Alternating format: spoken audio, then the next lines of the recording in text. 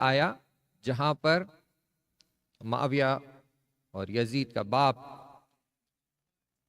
اور امامین یعنی امام حسن علیہ السلام اور امام حسین علیہ السلام ان کے بیچ میں صلح نامہ پیش کیا گیا اور دونوں طرف نے اسے قبول کیا.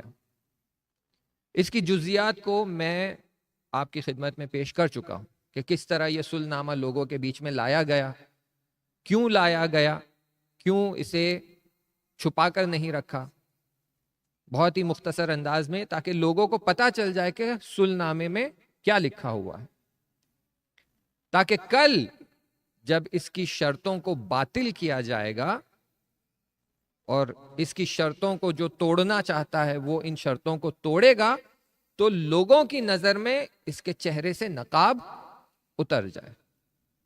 اس کا جو ظالمانہ انداز تھا اور یہ جو چالاکی کرتا تھا مومنوں کے ساتھ وہ پردہ فاش ہو جائے. اسی لیے ضروری تھا کہ صلح نامہ باضابطہ لوگوں کے بیچ میں لایا جائے. جس طرح آج ہم کہتے ہیں سوشل میڈیا میں ساری انفارمیشن, ساری نیوز لوگوں کے سامنے ہونا چاہیے تاکہ پتا چل جائے کہ زمانے میں حق کس طرف ہے اور باطل کس طرف ہے. تو اس زمانے کا سوشل میڈیا یہی ممبر ہوا کرتے تھے.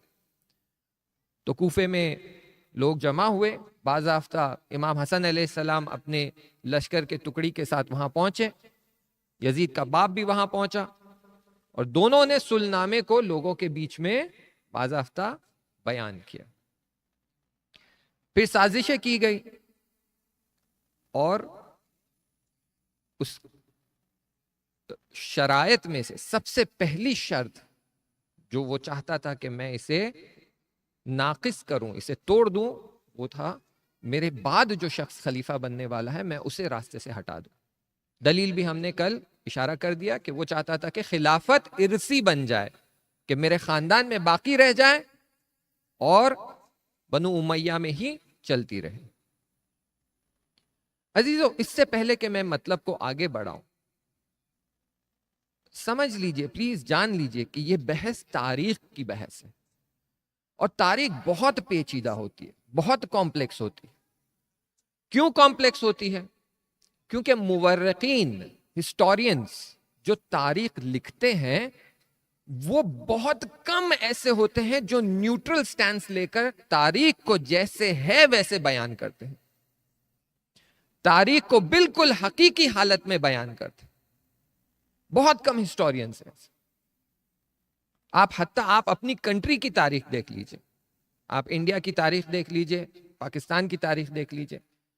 اگر انگلستان کا برٹش ہسٹورین ہے تو وہ برٹش رول کو ایک بہت ہی بہترین رول دکھائے گا, کہے گا کہ ہم نے اس کنٹری کو شیمبلز سے اور غریبی سے, مفلسی سے نکال کر اس کو ہم نے پیشرفت دی ہے, ہم نے ریلوے سسٹم سیٹ اپ کیا ہے, ہم نے یہاں پر پوسٹ سسٹم سیٹ اپ کیا ہے, ہم نے انہیں ایڈوانس ایجوکیشن سسٹم دیا ہے, ورنہ یہ تو بھوکے ننگے گھومتے تھے.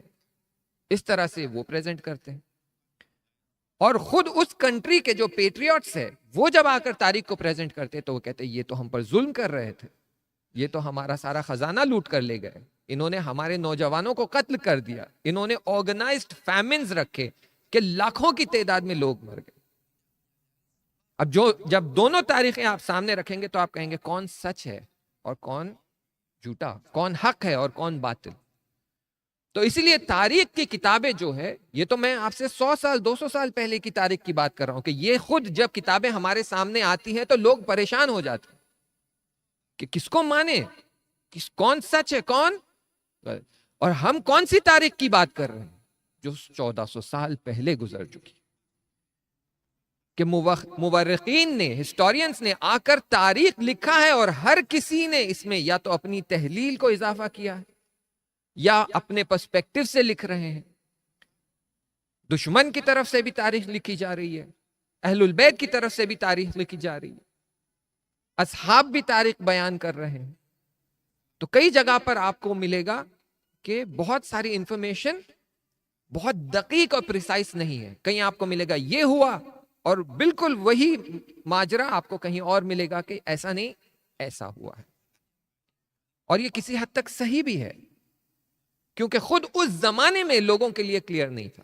جیسے ہم نے کل آپ کی خدمت میں عرض کیا کہ اہل البیت کے اصحاب خود امام حسین کے پاس آتے ہیں اور کہتے ہیں کہ امام حسن تو ڈر گئے. یعنی خود ان کے لیے کلیئر نہیں تھا کہ امام حسن علیہ السلام کا رول کیا ہے. کیا وہ ڈر گئے ہیں یا وہ پوری شجاعت کے ساتھ دشمن کو مجبور کر دیا کہ وہ گھٹنے ٹیک دیں.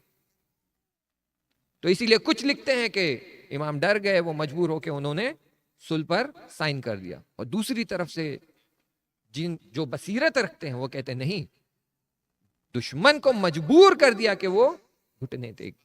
تو اسی لیے ہمارے لیے کلیئر ہونا چاہیے کہ تاریخ جب بیان ہو رہی ہے تو اس میں آپ کو کئی جگہ پر کانٹریڈکٹری انفارمیشن ملے گی, اور ہم کوشش کر رہے ہیں کہ وہ کانٹریڈکٹری انفارمیشن کو جتنا ہو سکتا ہے اسے تحلیل کرے, اوپن کرے, اور اس کو سائڈ میں رکھ کر جو باتیں کامن ہیں اور حق ہے اور سب نے بیان کی ہے اسے ہم یہاں پیش کریں.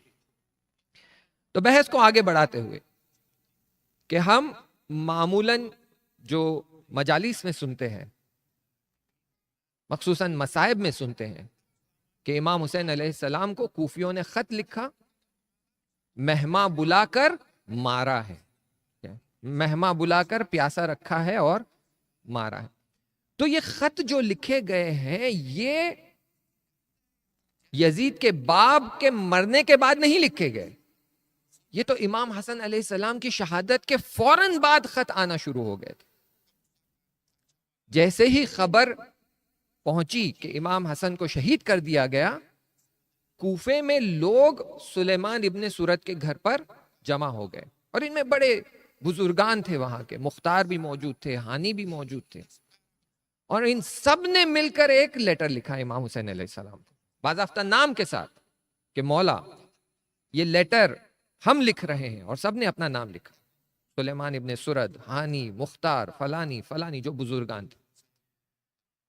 اور انہوں نے ہمدردی جتائی, تسلیت عرض کی, پرسا دیا کہ آپ کے بھائی کو شہید کر دیا گیا, سن کر بہت افسوس ہوا, اس غم میں ہم آپ کے ساتھ شریک ہیں. پھر وہ ایک جملہ لکھتے ہیں آخر میں, وہ لکھتے ہیں کہ مولا خدا نے آپ کو گزشتگان کا جانشین اور خلیفہ بنایا ہے.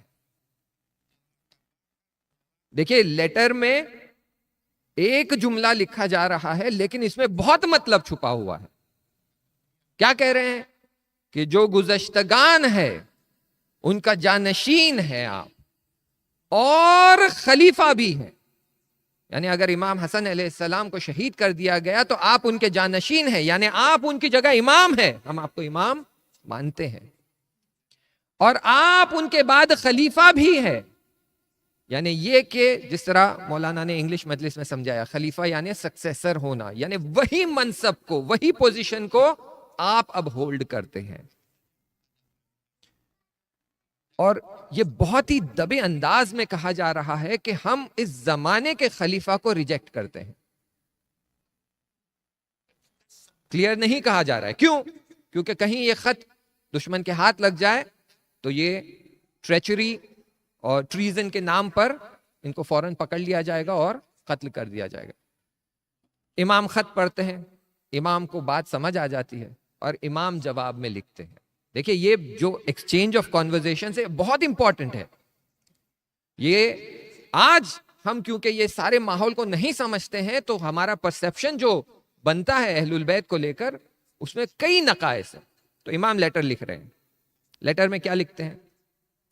لکھتے ہیں کہ آپ کی ہمدردی کے لیے شکریہ, اور انشاءاللہ میرے بھائی کا صلح نامے پر امضا کرنا یعنی سائن کرنا, اور میرا مصیبت زدگان کی طرف سے جنگ کرنا دونوں امت کے حق میں کامیاب ہو. انشاءاللہ وہ صلح بھی امت کے حق میں کامیابی کا باعث بنے, اور اگر میں جنگ کرنا چاہتا ہوں تو وہ بھی امت کے حق میں کامیابی کا باعث کرے. لیکن یہ تمہاری ذمہ داری ہے کہ یہ بات دشمن تک نہ پہنچے, اسے چھپا کر رکھنا, دبا کر رکھنا. کیوں؟ کیونکہ صلح ابھی باقی ہے. صلح ہم نے جو سائن کیا تھا جو 2 پارٹیز تھے جنہوں نے یہ صلح کو سائن کیا تھا، اس میں سے ایک پارٹی ابھی باقی ہے.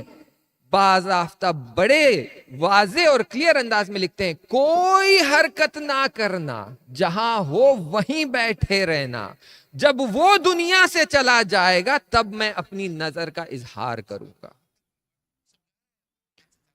دیکھیے یہ امام کی دور اندیشی ہے، جو ہم کہتے ہیں لانگ سائٹڈ، فار سائٹڈنس، کہ وہ نہیں چاہتے کیوس ہو. ورنہ کیا ہوگا؟ وہی بات ہوگی کہ بھائی صلح موجود تھی اور امام نے قیام کر دیا اور زمانے کے خلیفے کے خلاف قیام کیا، تو اب حق بنتا ہے کہ ہم ان کو قتل کریں. شاید آپ نہیں جانتے، ایک واقعہ جو بڑا مشہور واقعہ ہے کہ یہ جو 20 سال حکومت چلی ہے یزید کے باپ کی، بہت ہی پینفل حکومت تھی پوری امت کے لیے. ان میں بہت کم افراد تھے جو فائدہ اٹھا رہے تھے، اکثر افراد جو ہے وہ مصیبت زدہ تھے. خیر اس طرف بھی ہم آئیں گے. تو کچھ لوگوں نے قیام کیا، تو فوراً یہ جو چالاکی اور حربہ یہ چلتا ہے، وہ کہتا ہے کہ ٹھیک ہے، آپ میں سے جو قیام کرنا چاہتے ہیں ٹھیک ہے، کوئی بات نہیں، آئیے آپ سے میں ایک چھوٹی گفتگو کر لوں.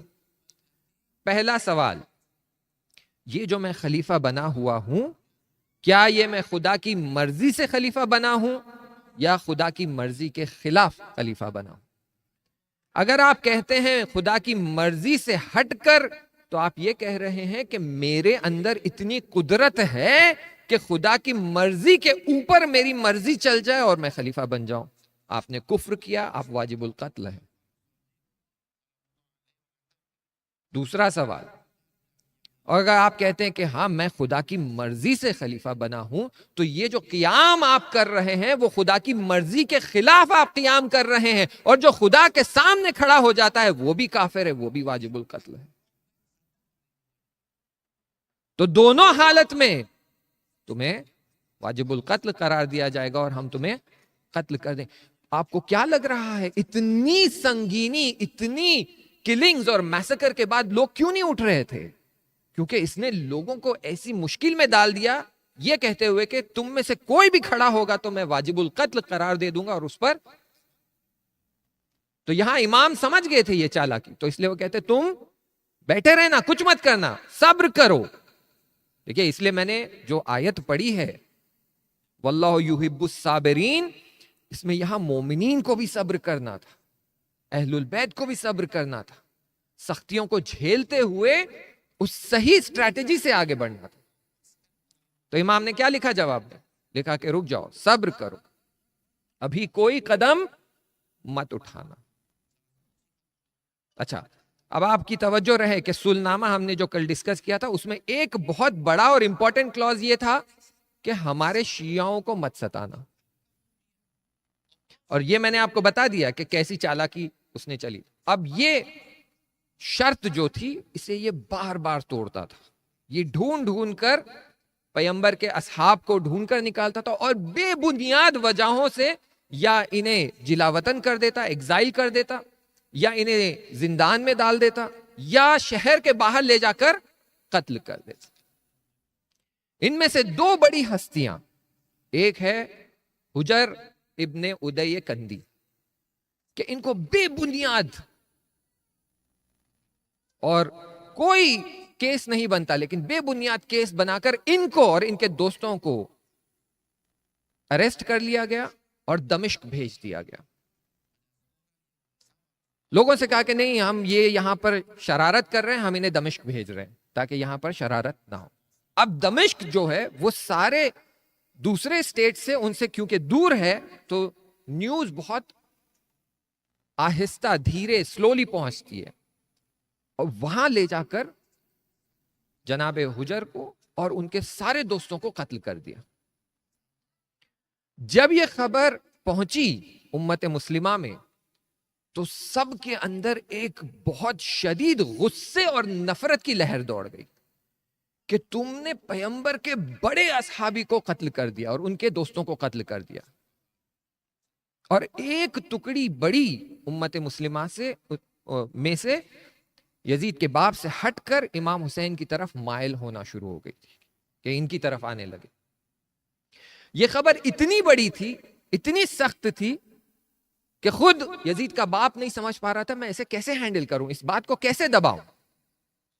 اور جب وہ حج پر گیا، میں نام نہیں لوں گا، لیکن اس کے خاص دوستوں میں سے کسی نے اس سے کہا اتنی کیا بے صبری تھی تجھے، صبر کر لیتا، کیوں تو نے پیغمبر کے اصحاب کو قتل کر دیا. میں نے خود پیغمبر سے سنا ہے کہ دمشق کے اس خاص حصے میں جب پاک دامن اور دین کے پابند اور متقی افراد کو قتل کیا جائے گا تو اس قاتل سے فرشتے ناراض اور غصہ ہو جائیں گے.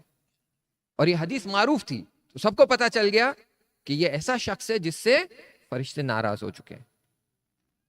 اس کے دوست اسے تنبیہ کر رہے ہیں کہ کیا بیوقوفی کر رہا ہے. اچھا دیکھیں، ہم کئی بار کہتے ہیں کہ بھئی یہ یزید کا باپ بہت ہی چالاک، بہت ہی، جو ہم بمبئی کی زبان میں کہتے ہیں بہت ہی شانہ تھا، لیکن کئی جگہ وہ اتنی بڑی بیوقوفیاں کرتا تھا کہ خود اس کے پاس جواب دینے کے لیے کوئی بات نہیں ہوتی. تو وہ کیا جواب دیتا ہے اس دوست کو؟ کہتا ہے میں کیا کروں، میرے آس پاس کوئی عاقل انسان نہیں تھا جو مجھے اس آفت سے بچاتا، مجھے ہدایت کرتا اور کہتا کہ یہ کام نہ کرو، تو مجھ سے یہ ہو گئی غلطی. ایسے ہی دوسرے شخص تھے عمر ابن الحمقی خزائی، کہ یہ امام علی کے بڑے صحابی تھے، بہت ہی چہیتا، بہت ہی پسندیدہ. امام علی کی شہادت کے بعد انہوں نے تھوڑی سی کنارہ کشی کر لی تھی اور یہ راز و نیاز میں، عبادت میں مشغول تھے. لیکن امام حسن کے شہادت کے بعد انہوں نے اپنا وطن چھوڑ کر یہ موصول چلے گئے تھے. موصول میں یہ شہر سے تھوڑا دور ایک منطقے میں، وہاں پر انہوں نے اپنا گھر بنا لیا اور وہاں اپنی عبادت میں، پولیٹیکل ایکٹیویٹی سے بہت دور. لیکن یہ بڑے صحابیوں میں سے تھے. دیکھیں ایک سوال جو مولانا نے ریز کیا تھا کہ جب امام حسین علیہ السلام مدینہ سے مکہ جا رہے تھے اور مکہ سے کوفہ جا رہے تھے اور یزید نے اپنی خلافت کا اعلان کیا، تو کوئی نہیں تھا جو اٹھ کر آواز اٹھائے. کیوں نہیں تھا؟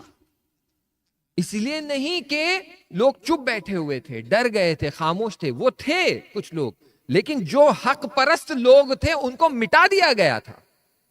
یہ جو سارے بڑے بڑے اصحاب تھے، ان کو ایک ایک کر کے، جس طرح ہم کہتے ہیں ٹارگٹ کلنگ، بالکل ایک ایک کر کے ان کو ایلیمینیٹ کر دیا گیا تھا تاکہ امام حسین تنہا رہ جائے. تو انہیں بھی موصول کے والی نے دستور دے کر انہیں قتل کر دیا. صرف اتنا ہی نہیں، حکم دیا کہ اس کا سر اس کے بدن سے جدا کر دیا جائے، اس کے بدن کو موصول میں پھرایا جائے. اور شیخ عباس قمی اپنی کتاب میں نفس المحموم میں لکھتے ہیں کہ یہ پہلا ایسا سر ہے تاریخ اسلام میں جس کو نیزے پہ بلند کر کر شہر در شہر پھرایا گیا اور پھر دمشق لے جایا گیا. تو دو بڑے اصحاب کو انہوں نے قتل کر دیا، اور اس وجہ سے ایک بہت بڑی نیگیٹو جو ہے حالت بن گئی تھی اس کی. تو اس کی جو پاپولیرٹی تھی، مقبولیت تھی، وہ کم ہونا شروع ہو گئی. اب یہ پریشان ہے، یہ کہہ رہا ہے کہ بھائی میں تو چاہ رہا تھا خلافت ہمارے پاس باقی رہے، نسل در نسل چلتی رہے، ارثی بن جائے. اب حالات جو ہے وہ خراب ہو رہے. آئیے یہاں ایک ایسی شخص کی میں آپ کو معرفی کرتا ہوں جس کے بارے میں بہت کم کہا جاتا ہے، جس کے بارے میں مجلس سے زیادہ بیان نہیں کیا جاتا ہے، لیکن یہ بہت ہی شریر اور بہت ہی پست انسان تھا. دیکھیں ایک ہوتا ہے حق پرستی اور ایک ہوتا ہے نفس پرستی. کچھ لوگ ہوتے ہیں جو حق کو سمجھتے ہیں اور کہتے ہیں جان جائی تو جائے لیکن ہم حق کے ساتھ ہیں. اور کچھ لوگ ہوتے ہیں کہ بھئی ہمیں سمجھ نہیں آ رہا ہے تو نہ ہم اس طرف نہ ہم اس طرف، ہم پیچھے ہٹ رہے ہیں، وہ الگ بات ہے. لیکن کچھ لوگ ہوتے ہیں جو نفس پرست ہوتے ہیں. وہ کہتے ہیں مجھے فرق نہیں پڑتا کون مرتا ہے، کون ڈوبتا ہے، کون کٹتا ہے، چاہے وہ ایک ہو، دو ہو، ہزار ہو، ملینز میں ہو، ایک پوری قوم ایتھنک کلینزنگ کے نام پر کلین کر دی جائے، ان کو نابود کر دیا جائے، مجھے فرق نہیں پڑتا، بس میرا منصوبہ کامیاب ہونا چاہیے، میرا مقصد پورا ہونا چاہیے، میرا ہدف کامیاب ہونا چاہیے، میں جو چاہتا ہوں وہ مجھے مل جانا چاہیے، چاہے اس وجہ سے ایک پوری کنٹری کو نابود ہو جانا پڑے، ایک پوری قوم کو نابود ہو جانا پڑے، ایک پوری امت برباد ہو جائے، مجھے فرق نہیں پڑتا۔ اور اس شخص کا نام ہے مغیرہ ابن شعب۔ بہت کم آپ نے اس کا نام سنا ہوگا، لیکن اس کا اتنا بڑا رول ہے کربلا کو ایجاد کرنے میں، کربلا کے ایونٹ کو کریٹ کرنے میں اس کا بہت بڑا ہاتھ۔ یہ کوفہ کا رولر تھا اور اس کی پرسنالٹی بہت ہیوی پرسنالٹی تھی، کہا جاتا ہے 6.5 فیٹ یا اس سے ٹال تھا، ہیوی بلٹ تھا، جنگجو تھا۔ تو ایک زمانے میں پورا کوفہ اس سے ڈرتا تھا، خوف طاری تھا، وہی بات سے کہ یہ یزید کے باپ کا خاص ہے، وہاں سے حکم آ جائے گا تو فوراً ہماری گردن قلم کر دیں گے، تو یہ ڈر کر رہتے تھے سارے لوگ۔ اور اس کے ساتھ اس کے آپ کو یاد ہوگا ہمرا کر کے جو 20,000 جنگجو کی بات کی گئی تھی، انہیں پیسہ کھلا کر یہ اپنی طرف رکھتے تھے۔ اب ہوا یہ کہ یہ کچھ جو اصحاب پیمبر کو شہید کیا گیا، اس وجہ سے جو پاپولیرٹی کم ہو رہی تھی، تو یزید کا باپ چاہ رہا تھا کہ کوفے پر میرا اقتدار، میرا کنٹرول ویسے کے ویسا باقی رہے، تو وہ مغیرہ سے کہہ رہا تھا کہ اس کو کنٹرول میں رکھو، لیکن وہاں لوگ یزید کے باپ کے خلاف اٹھ رہے تھے، چھوٹی چھوٹی ٹکڑیوں میں خبر پہنچ رہی تھی کہ قیام کی تیاری ہو رہی ہے۔ تو وہ کہتا ہے اگر یہی بات ہے تو مغیرہ کو ہم ہٹاتے ہیں اور کوئی اور سخت اور جنگجو انسان کو وہاں لاتے ہیں جو سب چیز کو کنٹرول میں رکھ سکے۔ یہ بات مغیرہ تک پہنچ جاتی، تو مغیرہ کہتا ہے بھائی مجھے کچھ کرنا پڑے گا ورنہ یہ حکومت میرے ہاتھ سے جاتی رہے گی، یعنی کوفے کی حکومت میرے لیے عزیز ہے، اب اس کا نتیجہ کیا ہوتا ہے وہ میرے لیے امپورٹنٹ نہیں ہے۔ تو کہتا ہے اب یہاں میں ایک اسٹریٹجی چلوں گا۔ اسٹریٹجی کیا ہے؟ جسے ہم آج کی زبان میں کہتے ہیں ریورس سائیکالوجی۔ وہ کہتا ہے اس سے پہلے کہ یزید کا باپ مجھے اپنی پوزیشن سے ہٹا دے، انل کر دے، ہم جو کہتے ہیں نا یو آر فائرڈ، اس سے پہلے کہ یہ ہو میں خود شام چلا جاتا ہوں اور میں کہہ دوں گا کہ بھائی میں یہ پوسٹ چھوڑ رہا ہوں، تاکہ میں عزت کے ساتھ اس پوسٹ سے ہٹ جاؤں، اور پھر وہ اس کے بعد جو آئے گا وہ کیسے ڈیل کرے گا وہ اس کی مرضی۔ لیکن کوفے سے شام کے راستے میں اس کے ذہن میں شیطانی فکر اور خیال بنتا ہے۔ وہ جیسے شام پہنچتا ہے اپنے دوستوں سے ملتا ہے، کہتا ہے میں ایک پلان بنا رہا ہوں، اگر یہ پلان چل جاتا ہے تو مجھے تمہاری سخت ضرورت پڑے گی۔ تو دوست کہتے ہیں ہم حاضر ہیں۔ بجائے اس کے کہ وہ یزید کے باپ کے پاس جائے، وہ یزید کے پاس جاتا ہے اور یزید کے پاس جا کر کہتا ہے کہ تم تو جانتے ہو کہ پیمبر کے جو اصحاب ہے یا اکثر اس میں جتنے افراد تھے وہ مر گئے ایج کی وجہ سے، یا انہیں قتل کر دیا گیا، اب جو بچ گئے ہیں وہ تابعین ہیں۔ تابعین انہیں کہتے ہیں جو اصحاب کی اولادیں ہوتی تھی، یعنی جنہوں نے پیمبر کو دیکھا ہے وہ اصحاب ہے، جنہوں نے پیمبر کو ڈائریکٹلی نہیں دیکھا ہے انڈائریکٹلی کنیکٹڈ ہے، یعنی اصحاب کی اولادیں ہیں، انہیں تابعین کہتے ہیں۔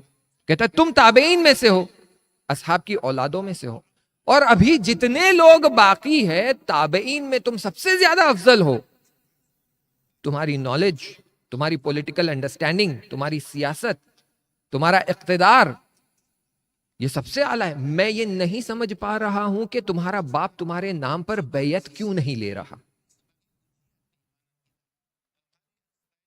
اب دیکھیں اگر بیعت ممکن ہوتی تو یزید کا باپ اور یزید یہ پلاننگ کر رہے ہوتے، لیکن کہیں نہ کہیں دونوں کو پتا تھا کہ بیعت ممکن نہیں ہے۔ معمولاً اکثر ہم ممبر سے کہتے ہیں یزید بہت ہی بیوقوف انسان، بندروں سے کھیلتا تھا، گھر میں اس کے کتے گھومتے تھے، شرابی ہے، احمق ہے۔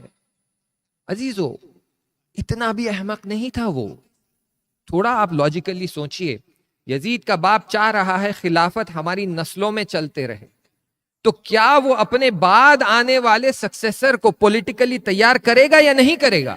یا کہے گا ہاں تم جاؤ بندروں سے کھیلتے رہو، میں جب مر جاؤں گا خلیفہ بن جانا؟ اگر ایسا شخص خلیفہ بنے گا تو کیا خلافت اس کے نسل میں باقی رہے گی؟ تو وہ اتنا بیوقوف بھی نہیں تھا. تو فوراً یزید پلٹ کر کہتا ہے کیا یہ ممکن ہے کہ میرے لیے خلافت کی بیعت لی جا سکے؟ تو کہتا ہاں. مغیرہ کہتا ہے ہاں کیا مشکل ہے؟ تمہیں کہاں مشکل نظر آ رہی ہے؟ راستہ بہت آسان ہے. کہتا ہے شام تو تمہارے قبضے میں ہے، تمہارے باپ کے قبضے میں ہے، وہ کل آواز اٹھائے گا سارا شام تمہارے نام پر بیعت کر دے گا. مدینہ اصحاب وہاں سے ختم ہو چکے ہیں، بس وہاں کے والی کو فلانی کو ہٹانا ہے، فلانی کو لانا ہے، وہ تمہارے لیے بیعت لے لے گا. اور یہ یمن اور دوسری جگہیں تو بہت دور ہے، وہاں سے کوئی قیام وغیرہ نہیں ہوگا، کیونکہ پچھلے جو قیام ہوئے تھے اس میں یمن نے اتنا زیادہ پارٹیسپیٹ نہیں کیا. اس طرف سے پریشان نہ رہو. اب دو لوکیشن سے جو بہت خطرناک ہے، جس کے لیے تمہیں پریشان ہونے کی ضرورت ہے، ایک ہے کوفہ اور دوسرا ہے بصرہ. سمجھ رہے ہیں؟ کوفہ کس کے کنٹرول میں ہے؟ مغیرے کے کنٹرول میں.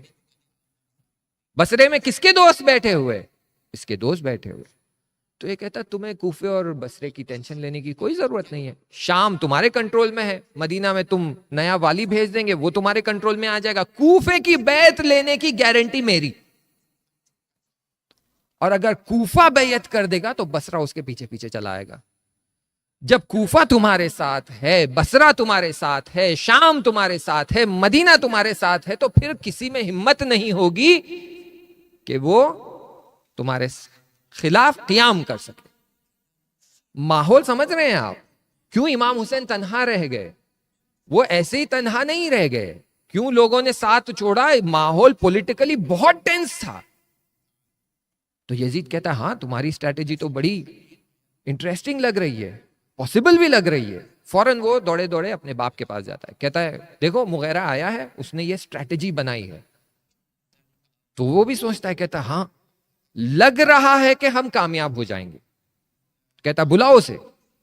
مغیرہ آتا ہے، کہتے ہیں کیا بات ہے مغیرہ، کیا پلان ہے تمہارا؟ تو مغیرہ کہتا ہے دیکھیے اپنا پلان بتانے سے پہلے یہ بات میں آپ کے لیے کلیئر کر دوں. اور دیکھیں پھر سے یہاں پر مغرضانہ، صرف میرا فائدہ، مجھے کوئی فرق نہیں پڑتا دوسروں کا کیا ہو رہا ہے. اس کو نظر میں رکھتے ہوئے وہ کہتا ہے آپ تو جانتے ہیں تیسرے خلیفہ نے اپنے بعد کسی کو خلیفہ تعین نہیں کیا تھا، اس نے اپوائنٹ نہیں کیا کہ میرے بعد فلان بنے. اور اس کے بعد امت مسلمہ میں کتنا کنفیوژن ہوا ہے، کتنی خون ریزی ہوئی ہے، اور کتنے لوگوں کے گھر اجڑے ہیں، کتنا خون بہا ہے، سر قلم ہوئے. تو تم یہ غلطی نہ کرنا، ورنہ تمہارا نام بھی تاریخ میں کالے اکشروں میں لکھا جائے گا. گولڈن لیٹرز میں نہیں لکھا جائے گا، بلیک لیٹرز میں بلاٹڈ رہے گا کہ اس نے بھی بیوقوفی کی اور اس کے بعد امت مسلمہ میں خون خرابہ ہوا ہے. تو اپنے جانے سے پہلے اپنے ولی عہد کو اور یزید کے لیے بیعت لینا شروع کر دو. تو معاویہ کہتا ہے صحیح ہے، مجھے تمہارا پلان پسند آیا. فوراً اسے کہتا ہے کہ تمہاری پوزیشن کو میں پرماننٹ کرتا ہوں، جو میں پہلے سوچ رہا تھا تمہیں نکال دوں گا، وہ اب میں پرماننٹ کرتا ہوں. کوفہ جاؤ اور اس کی بیعت لینے کی تیاری کرو اور پلان کو تیزی سے آگے بڑھاؤ، اس سے پہلے کہ مجھے کچھ ہو جائے یا امت مسلمہ جو اصحاب کی شہادت کی وجہ سے ان میں جو قیام ہو رہا تھا اس کو دبانے کے لیے پلان کو تیزی سے آگے بڑھاؤ. اب مغیرہ تو خوش ہو گیا، وہ فوراً دوڑے دوڑے کوفہ پہنچتا ہے، سیدھے اپنے دوستوں کے پاس پہنچتا. تو دوست کہتے ہیں کہ کیا ہوا مغیرہ، کیا بات ہے، کیا خبر لائے ہو؟ تو مسکرا کر کہتا ہے کہ میں نے یزید کے باپ کے پاؤں ایسے دلدل میں پھنسائے ہیں کہ وہ کبھی اس سے باہر نہیں نکل سکتا، اور میں نے امت مسلمہ میں ایسی درار ڈالی ہے کہ تا ابد وہ بھر نہیں سکتی. یعنی اسے پتا ہے کہ وہ کیا کر کے آ رہا ہے، اسے پتا ہے کہ اس کا اگلا مرحلہ کیا ہوگا. وہ جانتا ہے کہ صلح موجود ہے کہ اس کے بعد یزید خلیفہ نہیں بن سکتا، لیکن اس نے صلح کو توڑنے کا، قیام کو دبانے کا اور دین کو حق سے ہٹا کر باطل کے ہاتھ میں دینے کا سارا منصوبہ بنا لیا ہے. اسی لیے جب یزید کا باپ زندہ تھا، صلح باقی تھا، تو امام نے قیام نہیں کیا، لیکن اس کے بعد فوراً قیام ہوا ہے اور علناً قیام کیا ہے. پھر مغیرہ سوچتا ہے، بس 2 جملے اور آپ کی زحمت ختم، تمام کرو. مغیرہ سوچتا ہے بھائی میں تو جا کر بات کر کے آ چکا ہوں، کسی حد تک میں نے اسے انفلوئنس کر دیا ہے، لیکن ہم جو کہتے ہیں نا از ہی کنونسڈ، کیا وہ مان گیا ہے، اس کے دل میں یہ بات اتر گئی ہے یا نہیں اتری ہے. تو وہ کیا کرتا ہے، اپنے بیٹے کے ساتھ 10 سے 12 افراد کوفے سے بھیجتا ہے کہ جاؤ شام اور یزید کے باپ سے ملاقات کرو، اسے موٹیویٹ کرو، اسے وہ انکریجمنٹ دو کہ یزید کے لیے بیعت لے، اور اسے دلاسا دو کہ ہم تمہارے ساتھ ہیں، شامل ہیں، اور ہم بھی بیعت لینے میں تمہاری مدد کریں گے. تو مغیرہ کا بیٹا آتا ہے، ان سب کو لے کر پہنچتا ہے، یزید کے باپ کے پاس جاتا ہے اور کہتا ہے کہ دیکھو تمہیں لگ رہا ہے صرف میرا باپ چاہتا ہے، نہیں، اتنے زیادہ لوگ موجود ہیں. تو کہتا ہے کہو کیا کہنا ہے. تو پھر وہ تو اپنا شروع کر دیتے ہیں سٹوری. وہ کہتے ہیں کہ ہم آپ کے ساتھ ہیں، ہم آپ کی خدمت میں حاضر ہیں، ہم بیعت لے کر رہیں گے، آپ کے بعد تو یزید ہی خلیفہ بنے گا. اور سارا جو ہم کہتے ہیں نا سیلز پچ، وہ سیلز پچ دینے کے بعد وہ کہتا ہے ٹھیک ہے تم جاؤ. مغیرہ کے بیٹے سے کہتا ہے تم رک جاؤ. کہتا ہے تمہارے باپ نے کتنے درہم میں ان کا ایمان خریدا ہے. اچھا اب دیکھیے بے غیرتی، ہم ہوتے تو شرما جاتے، بہانہ بناتے، کہتے نہیں یہ تو خود سے آئے ہیں، یہ خود چاہتے ہیں، یہ آپ کو واقعی میں خلیفہ مانتے ہیں. نہیں، وہ بڑی بے شرمی سے کہتا ہے ہر فرد کو 30,000 درہم دیے ہیں. یعنی معلوم تھا کہ بکنے والے لوگ موجود ہے اور آسانی سے خریدا جا سکتا ہے. کہتا ہے ہر کسی کو 30,000 درہم دیے بابا نے. تو یزید کا باپ مسکرا کر کہتا ہے کہ معلوم پڑتا ہے کہ ان کی نظروں میں دین کی کوئی ویلیو نہیں ہے. 30,000 درہم میں اپنا دین بیچ دیا. ہاں عزیزو، کوفی ایسے ہی تھے. جب جناب مسلم کوفہ پہنچے تو 40,000 افراد پہنچ گئے تھے وہاں پر، جنہوں نے جناب مسلم کا استقبال کیا، بیعت کی، وعدہ کیا، بھروسہ دلایا کہ ہم آپ کے ساتھ ہیں. اور اسی بھروسے پر جناب مسلم نے کہا کہ اس سے پہلے کہ امام حسین کوفہ تک پہنچے میں یہاں پر اس جگہ کو امام کے لیے تیار کر لوں. تو اس نے 20 سے 25,000 افراد کو لیا اور دارالامارہ کے خلاف یا اس کے اطراف اس نے حصار بنا دی. اور پلان یہ تھا کہ یہاں کے والی کو ہم کوفے سے بھگائیں گے، باہر شام بھیج دیں گے، اور جو دشمن ہیں ان کو باہر کریں گے اور کوفہ تیار رکھیں گے امام کے لیے. دیکھیں میں مصائب کی طرف بڑھ رہا ہوں، لیکن ایک جملہ کہتا چلوں، جو امام کے سپاہی ہوتے ہیں وہ اس بات کا انتظار نہیں کرتے کہ امام آئیں گے اور حکومت قائم کریں گے. جو امام کے حقیقی سپاہی ہوتے ہیں وہ پہلے سے زمینہ تیار کر کے رکھتے ہیں، دشمن کو بھگا دیتے ہیں، دشمن پہ غلبہ کرتے ہیں اور کہتے ہیں امام آپ کے لیے منصب تیار ہے، آئیے حکومت کریے. اگر آپ پہنچ گئے تو بہت اچھی بات ہے، نہیں پہنچے آدھا جملہ کہوں گا اور آگے بڑھ جاؤں گا. بسم اللہ الرحمن الرحیم. اللہم کل ولیک الحجت ابن الحسن. ظہور کیوں نہیں ہو رہا ہے؟ ہم یہ سوچ کر بیٹھے وہ آئیں گے، دشمن کو ہرائیں گے، باہر بھگائیں گے, حکومت قائم کریں گے. دستور ایسا نہیں ہوتا ہے. جو امام کا چاہنے والا اور سچا صحابی ہوتا ہے, وہ روال عمل, پیٹرن اور میتھڈ یہ ہوتا ہے کہ وہ جائیں, پاک سازی کرے, کلین کرے, آمادہ کرے اور کہے مولا آپ کے لیے تیار. یہ سچا فالوور ہوتا ہے. تو صرف اللہم کل ولیک الحجت ابن الحسن کافی نہیں ہے.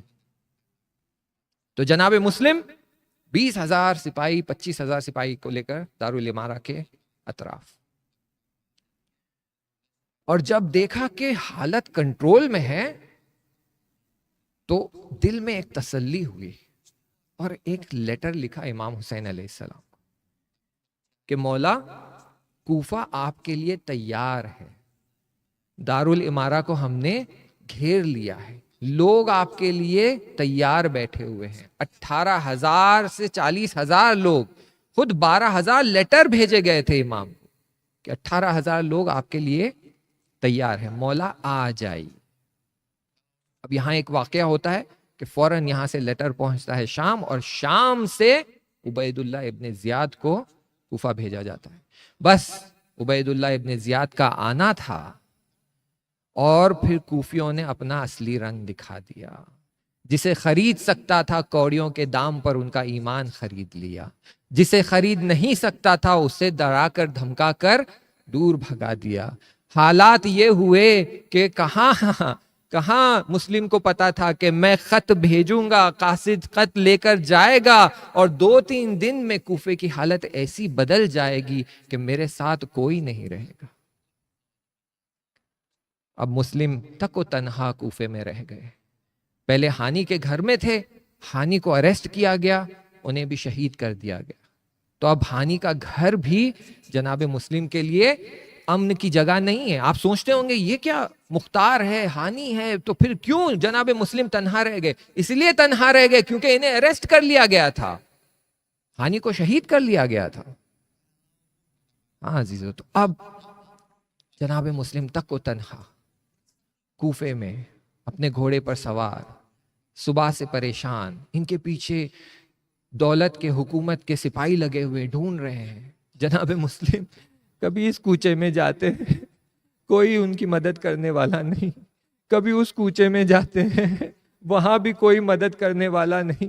کبھی ایک دستک دیتے ہیں, کبھی اس در پہ دستک دیتے ہیں, کوئی دروازہ کھولنے والا نہیں, یا ہڑکیاں دے کر بھگا دیتے ہیں, یا دروازہ کھول کر دیکھتے مسلم ہے تو وہی دروازہ منہ پر بند کر دیتے ہیں, کہتے مسلم چلے جاؤ, تم موت لے کر آئے ہو, تمہاری وجہ سے ہمارے گھر پر موت طاری ہو جائے گی.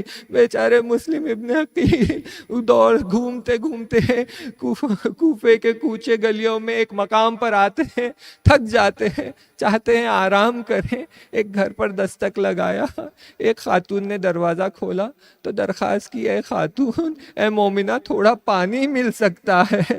مومنہ نے پانی حاضر کیا, پانی پیش کیا, مسلم نے پانی پیا, اور پانی پینے کے بعد وہ وہیں کھڑے رہ گئے.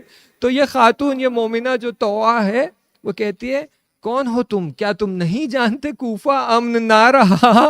جاؤ اپنے گھر لوٹ جاؤ, تمہارے گھر والے تمہارے لیے پریشان ہوں گے. مسلم کہتے ہیں اے خاتون, اے مومنہ, میرا یہاں کوئی گھر نہیں, نہ میرے کوئی گھر والے ہیں, میں مسلم ہوں, میں حسین کا بھائی ہوں. کل تک کوفے والے میرے ساتھ تھے, آج سب نے مجھے تنہا چھوڑ دیا.